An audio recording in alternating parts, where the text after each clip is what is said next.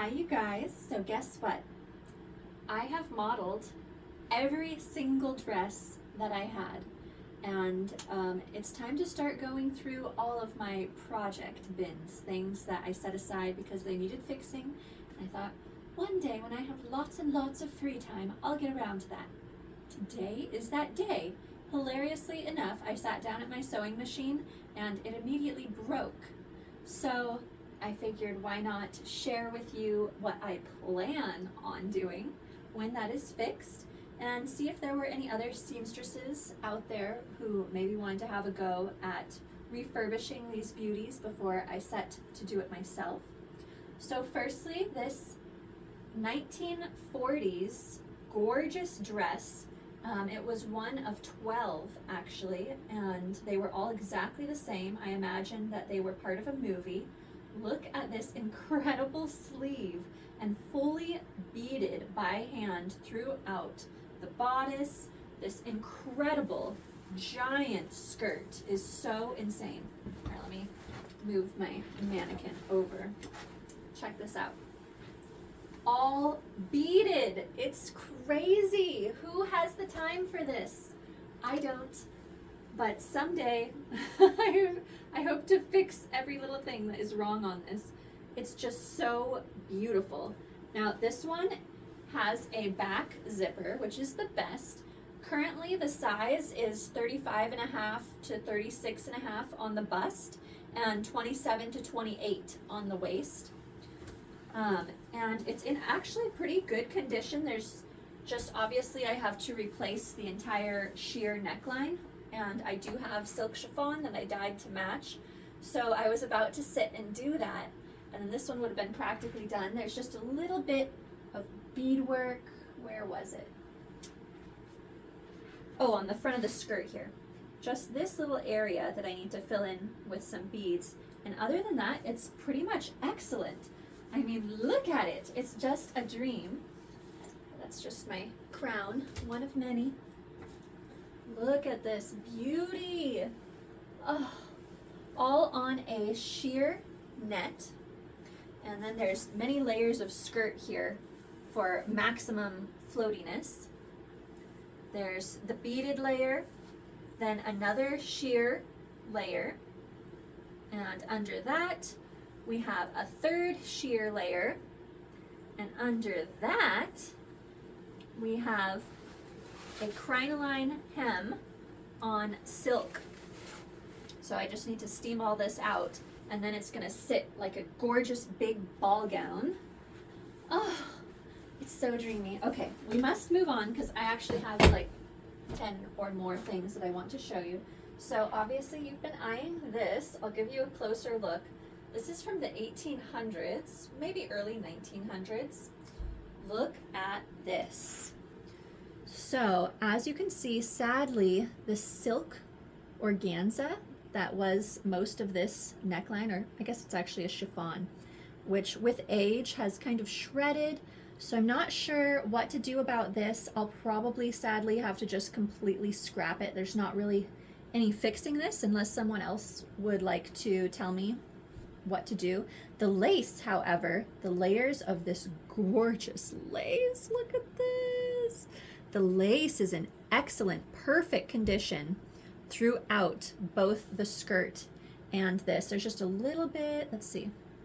No, that's all good. This is all good.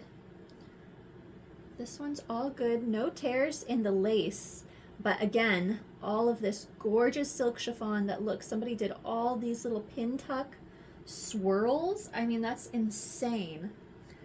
Then it has hooks and eyes up the back, if you can see it up in there.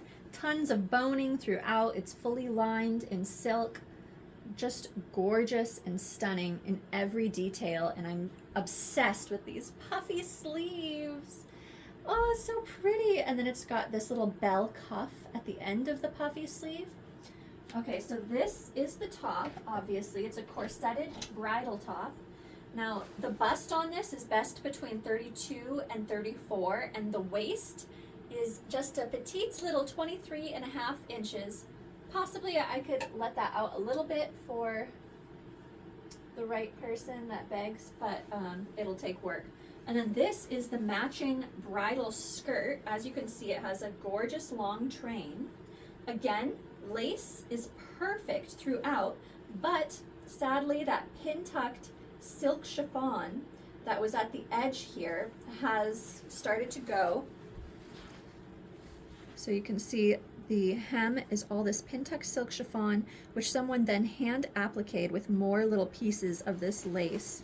And it is so stunning. And then look at the underside of the skirt. It's silk taffeta with all of these ruffles on the underside. And then on the top is a suede silk charmeuse. This is like, well, first of all, just the lace alone is worth so much money. It's incredible. But whoever built this incredible creation, my goodness, wow, what a feat. So yes, I'm gonna have to figure out again what to do about all of this silk chiffon, the ruffles and the appliques, because that can't stay. So probably replace it with something also sheer, like a sheer silk chiffon that's new, since I already had to dye a big piece for this beauty. Replace the neckline. The collar is still in good shape, so I can keep the collar, and I'll have to do something about the hem here as well. If you have any suggestions, or if you're like, you know what, this is my specialty and I really want to be the one to restore this, DM me for pricing. Okay, so you've seen that beauty, and now moving on to, I would say, 1910s era. This one, it had a big silk overskirt over this part, which I thought was sad, so I actually cut it away. It was also ripped and stained, and there was no fixing it. So I did cut away the silk overlay that was over this because I love the petty skirt, and how can anyone hide this? Look at all these tiers of lace and the cute little silk bows. That's not meant to be kept a secret. So the thing about this one is its internals are perfect. The netting is excellent underneath. However, the lace at the shoulders needs a lot of repair work. So I'd have to do like either a tulle or try and find some cotton mesh like this, cotton tulle, to back this and then sew on top of it. It's gonna take a really long time to like perfect it, so I might do just like a little bit of work and then sell it as is. And I was gonna take some other antique lace and do just like a little panel here down to about this. I can definitely get some antique lace that matches well enough this kind of pattern to put a little bit there, but for now this part is all non-sheer. This is silk right here, and then this is a cotton mesh falling into the rest of the lace skirt. It also features hooks and eyes up the back, so it closes like that, and then it has this little pearl bit that goes around and hooks there. Pearls everywhere. Look at how beautifully done this is. Just incredible. So another work in progress, though I haven't really made any progress yet. And then this one, clearly 1920s little flapper wedding gown. This one has a sheer silk crepe underlay, but it's such a lightweight silk that there is just a little bit of shredding around the back of the underarms, and so I was thinking of removing it. Possibly, we'll see. And then this would be all sheer down to this part. You could wear some cute little bodysuit or sexy lingerie underneath. There is like a little bit of a hole here, little stain, little hole here, so I would have to do some lace appliques of a slightly heavier, thicker lace to kind of patch up those holes, because this is a silk lace. So this is a really fine bridal silk lace, absolutely gorgeous, very expensive. And then check out this beautiful skirt, which comes up front, up in the back, I mean, and then lower in the front. So pretty with this matching little jacket.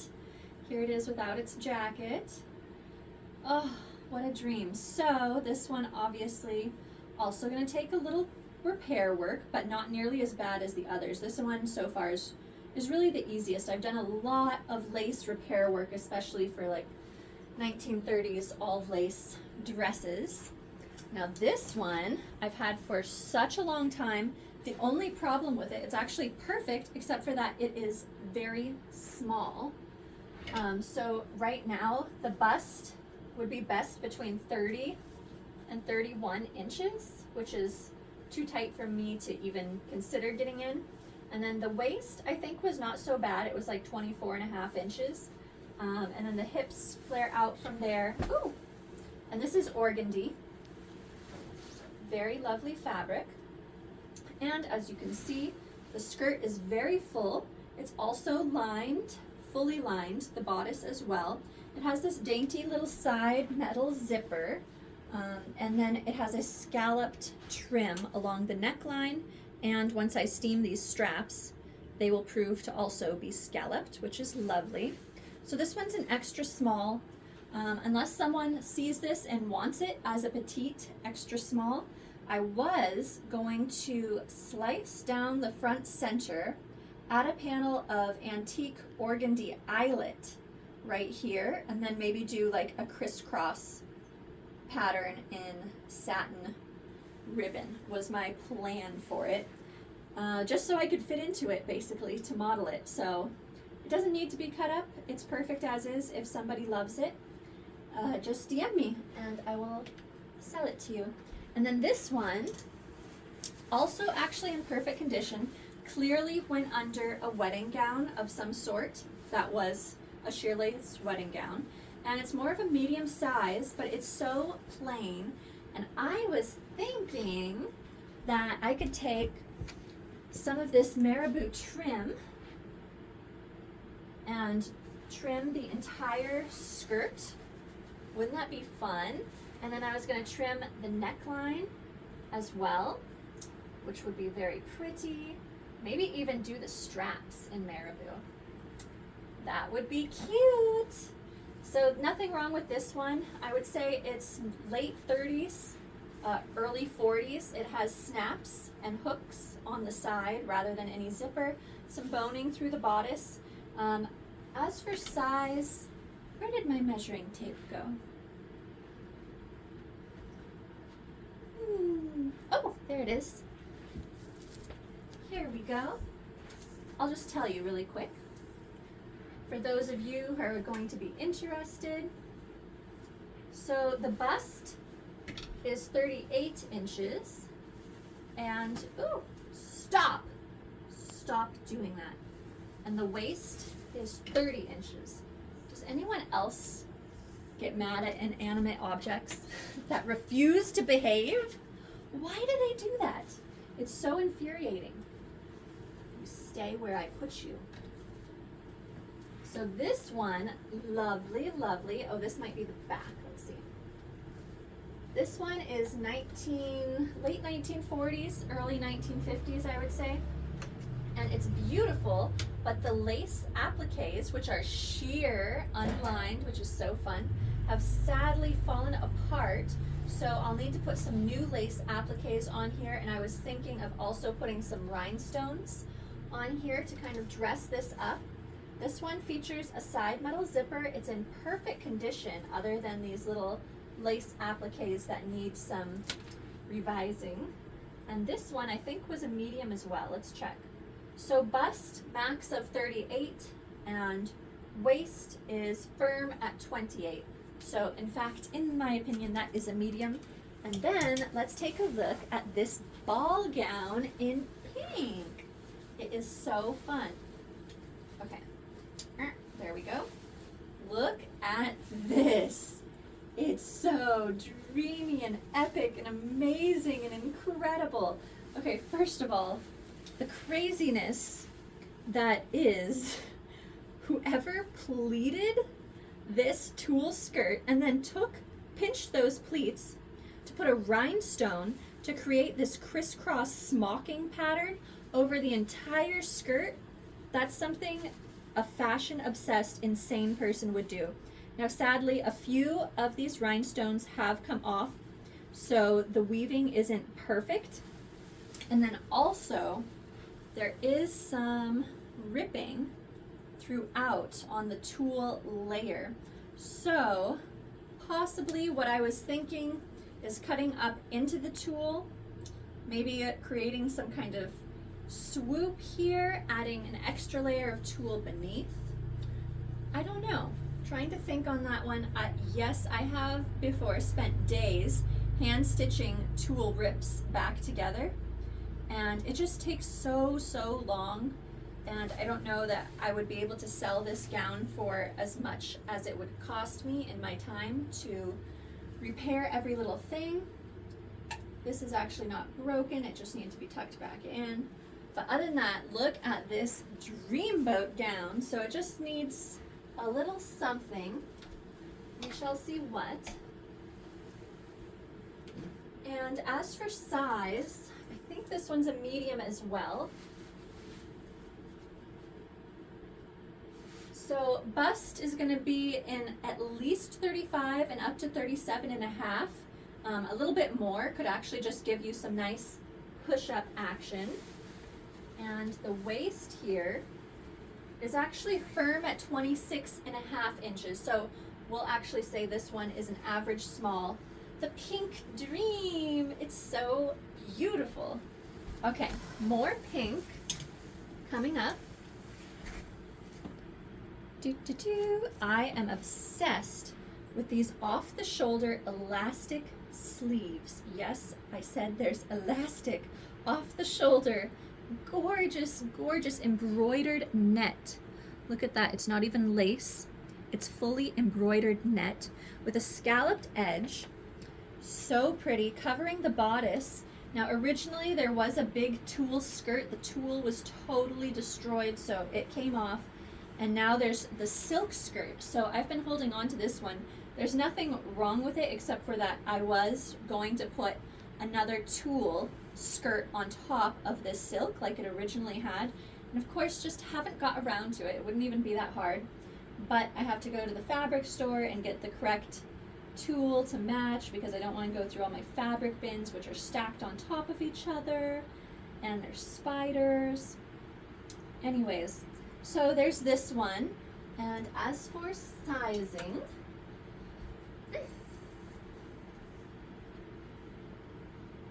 the bust, oh, that's the wrong side.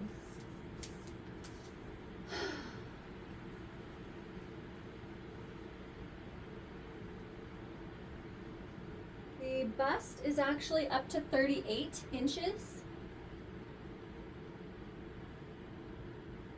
And the waist is measuring 30 inches. So this one's more of a medium large as it is, but it's also kind of slinky. So I feel like a medium, possibly even a small, could wear it just a little bit loose. Also, I am a seamstress. I can do alterations. I can make it smaller. If anyone is interested in this one as is, let me know before I put a bunch of time into fixing it up. We have a couple more here. A few more. Okay, original by Renee. Uh-oh, looks like a little bug body got stuck in there. Hold on. Come on, little bug body. There it goes. Bye-bye. So this one is a gorgeous silk base. It's got a lot of body. This is a nice kind of medium weight silk taffeta. Got a side metal zipper and then this embroidered tulle overlay on the bodice. It also had a lace overlay over the tulle overlay. The lace was destroyed. I had to get rid of it. Same with over the skirt. There was tulle and lace over the skirt and it was destroyed, so I had to get rid of it. So basically this one, I've just been waiting to put a pink tulle overlay on the skirt, and I was thinking of putting like some rhinestones on the tulle to kind of, why not, put rhinestones on everything? I have a lot of rhinestones. Swarovski crystal rhinestones, not just any kind of little plastic crappy rhinestone. Swarovski crystal rhinestones. I have thousands of them waiting for a delightful project, and I have them in every color. But yeah, look at this skirt. It's so beautiful and full. It's a circle skirt actually. It's a full circle silk skirt. And it's just so beautiful. I love it so much. Let's see what size it is.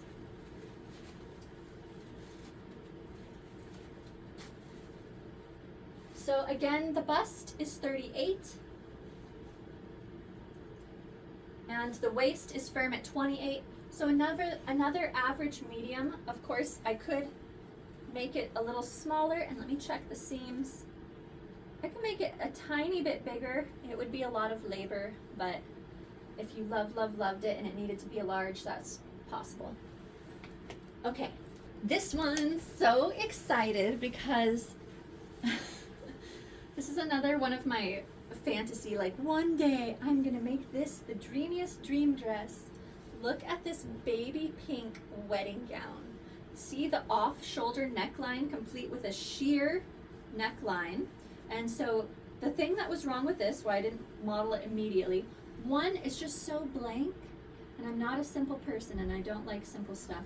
So I wanted to put crystal rhinestones on it, or I have all of these beautiful little flowers. These are actually old, and I could put little flowers on there, and then I have, I don't know where anything went anymore, but I have tons of antique velvet flowers of every kind. So I was going to do like a whole garden, a whole garden on the skirt of the dress with lots of Swarovskis, and it would be sparkly and flowery and baby pinky, and it's just such a dreamy gown. It needed a little extra life. And so as for the size on this one, if you happen to be in the market for a baby pink wedding gown that is delightfully embellished, let's see, the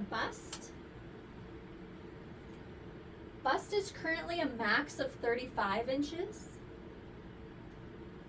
And the waist is firm at 26 inches. Let me take a peep in here. It has a side metal zipper, not really much room to let it out. I'd rather not. Like, there's always something I can do, but with the piping at the dropped waist, it was just, it's a lot of work. I can do anything as a seamstress, but do I want to? No, definitely don't want to.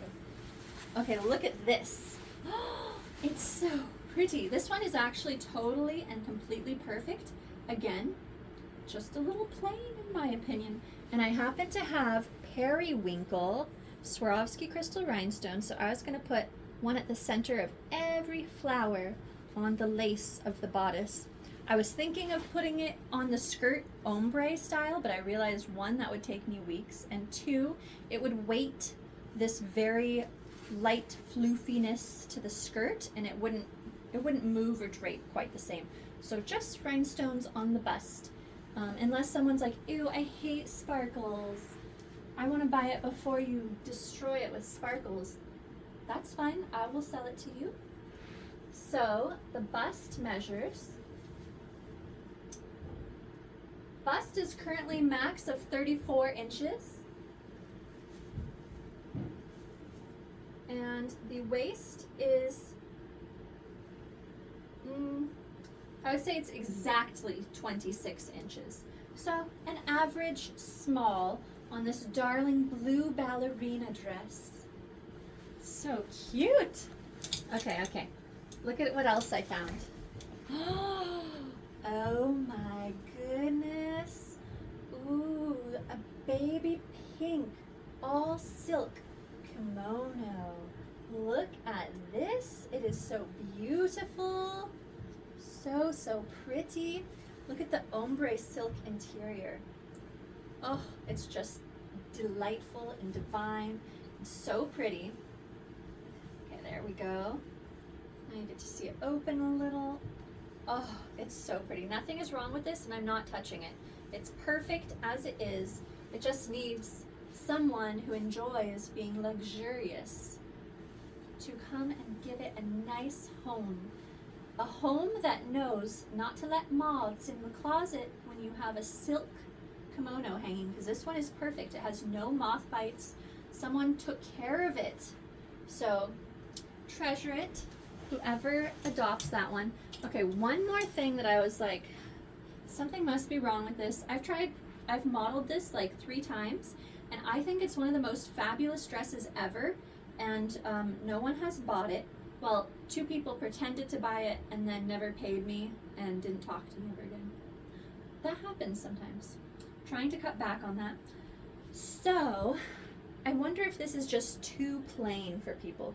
First of all, these are faux pockets. You can't stick your hands in there. So, that is mean. What a mean seamstress. Why did she do that? I don't know. Pretend pockets. These buttons, while they're cute and they're vintage and they're like shell buttons, they're just simple. Like these buttons still are being made today, and they are functional all the way down the dress. I was thinking of replacing them with like rhinestone buttons. Everything rhinestone. And I don't know. I don't know. I would maybe put like a red rose applique, maybe like a red velvet something or other. Like look at these red velvet leaves I have that I pulled off a 1920s hat. Something like that. I don't know. Something needs to happen to it. Or somebody needs to buy it before I play with it, because my sewing machine broke and I'm just going to be hand stitching things and adding crystals to everything today. Okay, that's the end of the show for today. I do have more bins full of things that I need to fix, but I can only think of so many things at once. Oh yeah, this is a 1930s rayon chiffon nightgown, totally bias cut. And it has beautiful cotton eyelet trim, front and back. I'm in love with it. I wanted to cover it in crystals, but I also wanted to give the non-crystal people an opportunity to buy it before it is encrusted in crystals, because you know what I'm gonna do, probably? I would do like a red center crystal and then ombre pink, lighter and lighter, going out to look like nipples. To me, that's delightful and funny, and everyone would like it, but sometimes people don't like it, and I don't understand. So, if you have an opportunity, look at all this stuff. Look at the lace up close. Look at that. Look at that.